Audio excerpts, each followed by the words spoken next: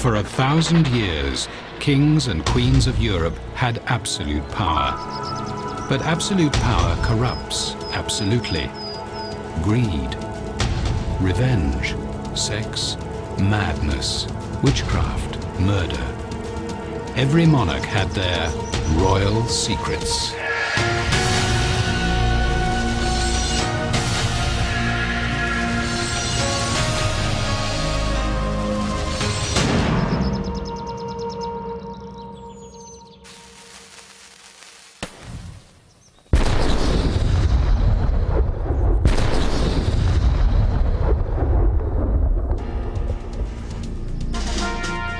Everyone envied the power of monarchs and would go to any lengths to gain it. And when occasional accidents of history provided an opening, crafty commoners tried to claim that power. Their attempts always ended in disaster. Danish King Johann Struensee, Russian Tsar Dmitri, and English Prince Perkin Warbeck tried to become kings. They have left no echo in history because they were impostors.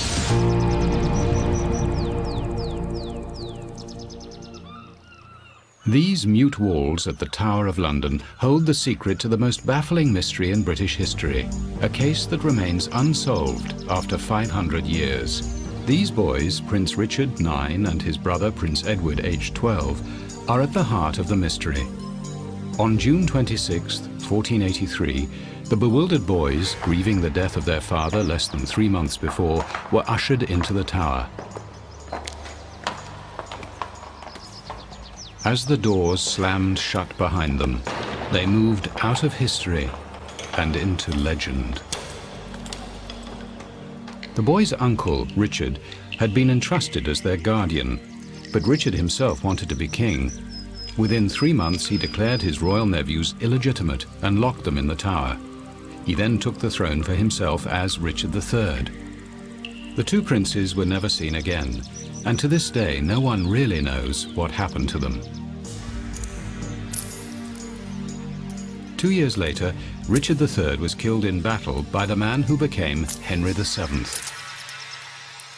King Henry knew the princes had disappeared, so it was a shock when, 6 years later, a young man appeared in Ireland and declared he was one of the missing boys in the tower, Prince Richard. Could it be one of the boys had somehow escaped? The reappearance of the rightful heir to the English throne was a challenge to the unpopular King Henry VII.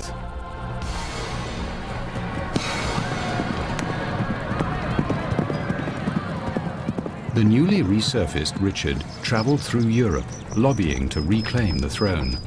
He found support among King Henry's enemies in England and abroad. The enemies were glad to regard Richard as the lost prince and join his campaign to overthrow Henry's dynasty. He met the lost prince's aunt, who bolstered the young man's credibility by declaring he was indeed her long-lost nephew. In the summer of 1497, the young man who claimed to be a prince and 6,000 men landed in England to claim the crown. But King Henry was ready for them.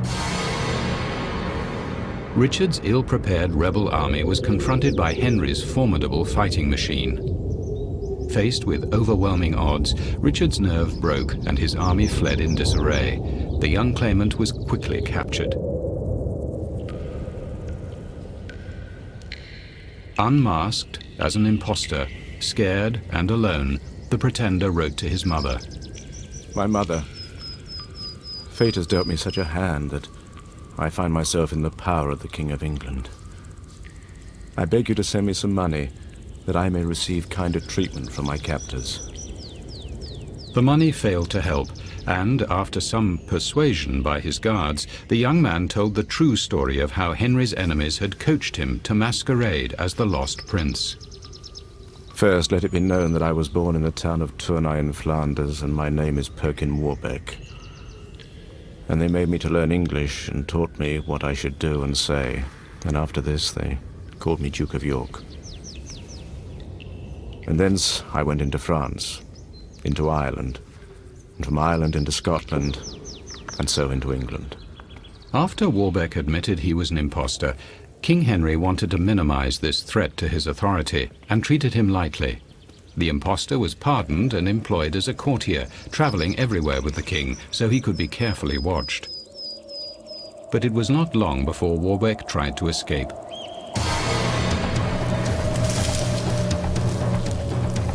He was quickly recaptured, and the king decided to keep a closer eye on the erratic impostor. Warbeck was locked up in the Tower of London, just like the real prince he had pretended to be.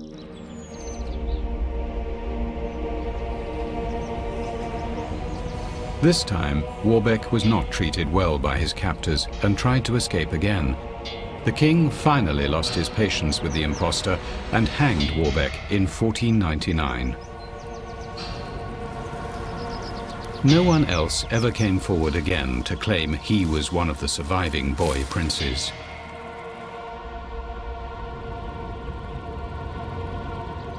What happened to the real princes remained a mystery. Then, in 1674, a builder made a horrific discovery beneath a stairwell in the Tower of London: the crushed bones of two young boys.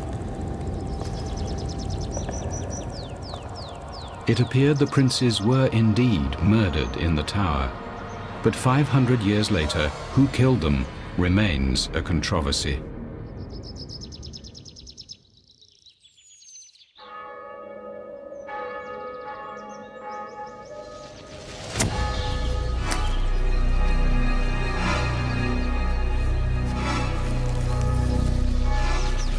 In Russia, the tragedy of another child also created an identity crisis and fueled a claim to the throne. But this time, a bloodbath resulted, and a kingdom almost fell.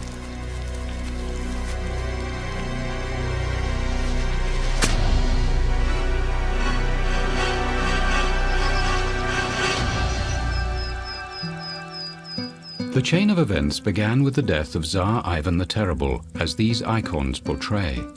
He left two sons, and the first in line, the sickly Fyodor, became Tsar. But there was also a younger boy, Dmitri, Ivan's son by his seventh wife. Though this marriage was not officially recognized by the Orthodox Church, Dmitri's mother and her family plotted to get Dmitri on the throne.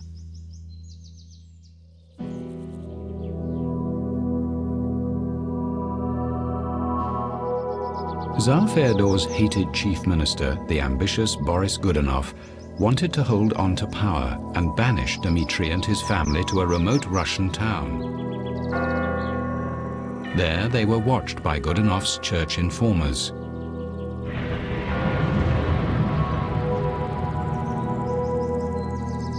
Years went by and little Dmitri grew up, epileptic but otherwise healthy.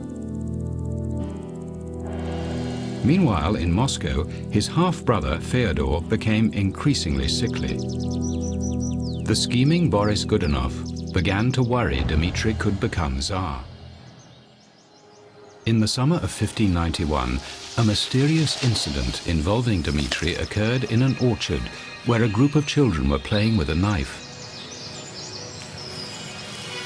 As the children chased each other amongst the trees, a boy fell to the ground, blood pouring from his throat. The child was dead. Details were murky and the situation confused. Pealing church bells and news of the child's death caused a panic. The cry went up through the town that young Dmitri, next in line to be Tsar, had been murdered, and Boris Godunov's involvement was widely suspected. Townspeople arrived on the scene looking for the assassin. All the children playing in the orchard were hunted down, beaten to death with clubs, and burned with torches.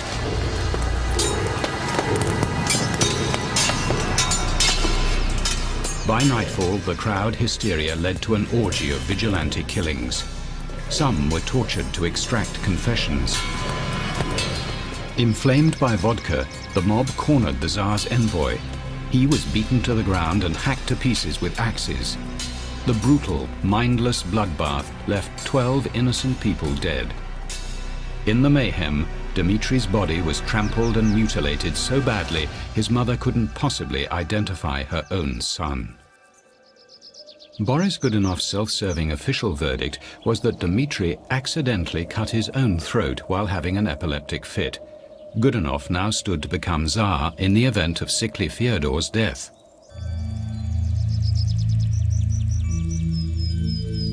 "12 years passed, and then a mysterious Russian monk arrived in a remote borderland between Russia and Poland. When the monk became the personal valet to a Polish prince, a chronicler recorded a startling revelation. The prince got very angry and fetched him a slap on the face, calling him a son of a whore, at which the valet began to weep bitterly and said to the prince, "If you, Prince Adam, knew who I am, you would not rail at me for being a whore's son, much less box my ears for such a trifle. But since I profess to be a servant, I must bear it with patience." "Well, who are you then, and what is your name?" "I am Dmitri, lost son of Tsar Ivan of Russia, my lord." Dmitri explained that years before, Godunov had plotted to kill him, and that another child, substituted by his family, had died in the massacre. Since then, Dmitri lived, disguised as a monk, waiting for the right moment to reveal his true identity. The Catholic Prince Adam hated his Russian neighbors and was only too glad to believe Dmitri. Meanwhile, in Moscow, Boris Godunov had taken over as Tsar after the sickly Fyodor finally died. Russia was a society abounding in rumor, and the unpopular Godunov's enemies tried to weaken his power by promoting stories Dmitri was still alive and in hiding. When news of Dmitri's appearance in Poland reached the capital, Godunov was stunned and his enemies jubilant. Dmitri spoke perfect aristocratic Russian, was well educated, a superb horseman. He had the same regal bearing as his presumed father Ivan, and his fine white hands were more like a king's than a monk's. For the Poles, it proved he was heir to the Russian throne. Godunov's enemies overlooked the fact Dmitri was a Catholic, not Russian Orthodox. Poles and Cossacks joined forces to support Dmitri's cause. They formed a cavalry force to ride on Moscow and install Dmitri as their figurehead. Winning against Tsar Godunov's army, by 1604 the cavalry was outside the gates of Moscow. A contemporary account described the Polish cavalry. They strutted and boasted, these ferocious young embodiments of Mars. They cracked nuts with their eyes and killed flies with their pointed moustaches. They hated flowers because they did not explode or smell like gunpowder.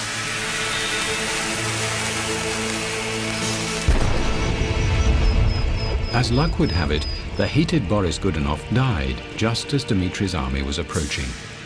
The invading Poles and Cossacks were received as liberators by Moscow's population. Dmitri's mother came out of her convent seclusion and embraced the man she believed was her long-lost son. But Dmitri's moment of glory was short-lived. Dmitri lorded it over a decadent, debauched and drunken court, and he put the Poles who brought him to Moscow in positions of power. Russians began to resent the invaders and their figurehead Dmitri. They finally lost their patience when the new Tsar married a Polish Catholic princess in a Russian Orthodox church, a great sacrilege. Panicky rumors now spread that Dmitri was a traitor and an impostor. Late one night, Russians locked the gates of Moscow. Alarm bells sounded and a massacre of the Polish nobles began.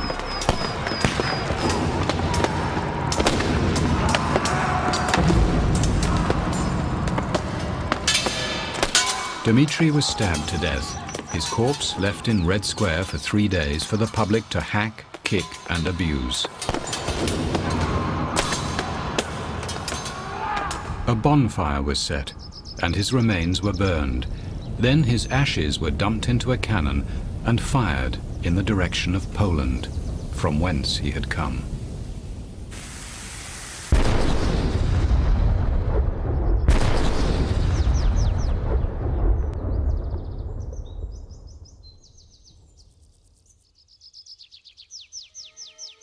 Unlike Russia under Boris Godunov, Denmark in 1770 was a stable kingdom, until a usurper who wanted to seize power appeared at the royal court.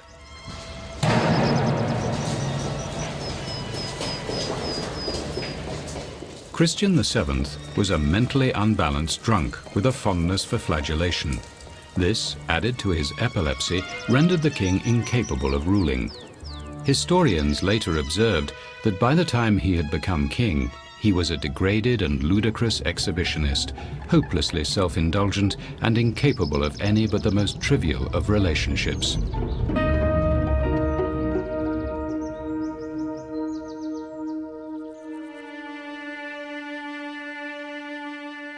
Christian VII married German Princess Caroline Matilda, a 15-year-old who still played with dolls.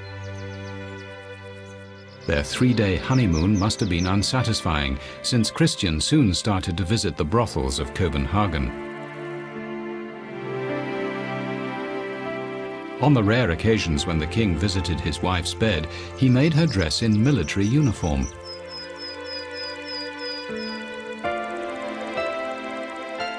Despite their erratic sex life, Caroline soon gave birth to a son. Caroline remained unhappy and lonely until a dashing young German doctor, Johann Friedrich Struensee, joined the royal household as the ailing king's personal physician, specializing in the treatment of mental diseases. The enigmatic Prussian was considered an eccentric because he kept a human skeleton candelabra at his bedside, and he was unable to speak Danish. But Dr. Struensee did manage to ingratiate himself into the royal household by successfully inoculating the young crown prince against smallpox, a practice both revolutionary and potentially fatal at the time. Queen Caroline was very grateful. The young, lonesome queen soon fell into the arms of a handsome doctor, but it wouldn't be long before their affair became painfully public. Struensee continued to treat King Christian for his bizarre collection of ailments, but the monarch became yet more unstable, often indulging in flagellation and threatening suicide. The king had heard voices in his head since childhood, and Struensee offered him a radical new therapy: shock treatment. When even this failed, the good doctor used sedatives, which rendered his mistress's husband conveniently semi-conscious for long periods of time.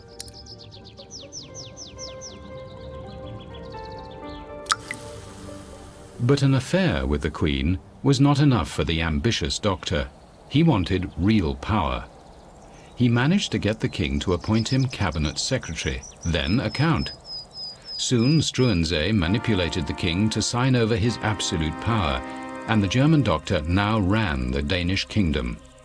Struensee implemented a series of reforms, some of which are still in use today. The laws freed peasants from oppression, abolished torture, and created freedom of religion. He founded the first clinic for sexually transmitted diseases and, not surprisingly, abolished punishment for adulterers. In all, the interloper passed over 1,000 pieces of legislation. Despite his reforms, the changes earned him powerful enemies. Commoners resented his increasingly blatant affair with their queen. The nobility hated him for taking away their power over the lower classes, and everyone hated him for being foreign.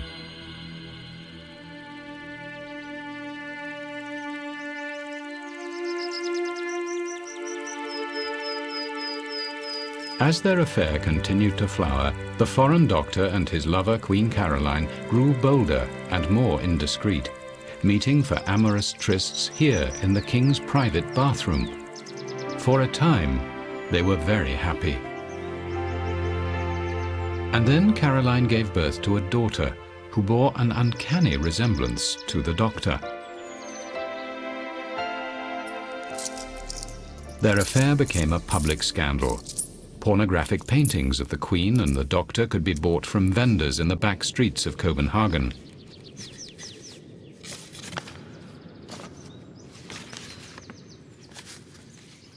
This scandal and the love child's birth were the final straw for the king's stepmother, Juliana Marie, who was worried about her own position at court.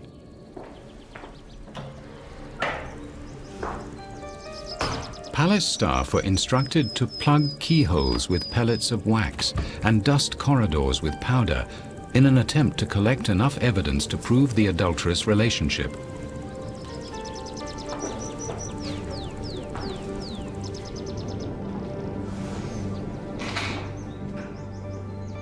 Juliana Marie was outraged when confronted with the indisputable evidence of missing wax pellets from keyholes and with the ghostly footprints in the powder, proof that the increasingly powerful Dr. Struensee was making regular nocturnal visits to the Queen's bedchamber.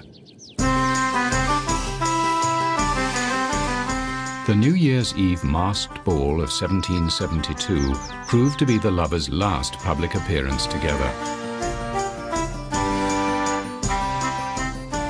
Juliana Marie staged a palace coup, forcing her mentally incapable stepson, King Christian, to sign the arrest warrant.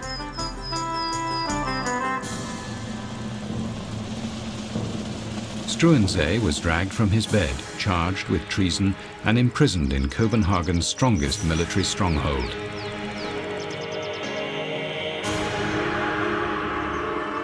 The government quickly annulled King Christian's marriage to Caroline, and she was thrown in prison.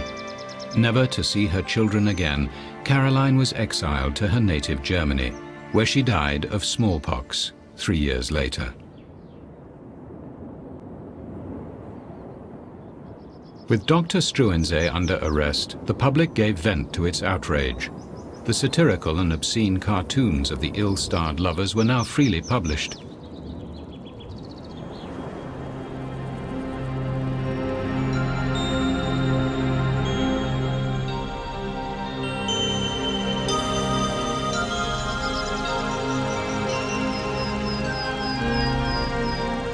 Prior to his trial, Struensee was kept for 3 months in solitary confinement, here, in this cell in Copenhagen's citadel.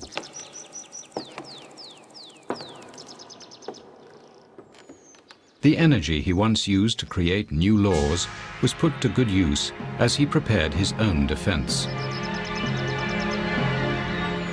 The incriminating evidence gathered by palace spies, the ghostly nocturnal footprints, the stained bed sheets, and a pair of pink silk garters the doctor bought for the Queen, weighed heavily against him. In April 1772, a commission of inquiry found Struensee guilty of usurping the king's power and of adultery with the king's wife. Despite Denmark's reputation as a liberal country, Struensee was sentenced to a particularly brutal death. Having himself outlawed torture, Struensee then fell victim to its horrors. The doctor's right hand, the hand used to sign royal decrees, was chopped off. He was then beheaded, his body quartered and broken on the wheel. Johann Struensee's remains were jammed on spikes in the grounds of Frederiksberg Castle, the home of the king's stepmother. Every day she could look out of her window to watch birds pick clean the bones of Denmark's infamous usurper, until no trace of the good Dr. Struensee remained. Danish King Johann Struensee, Russian Tsar Dmitri, and English Prince Perkin Warbeck all paid a hideous price for their impertinence.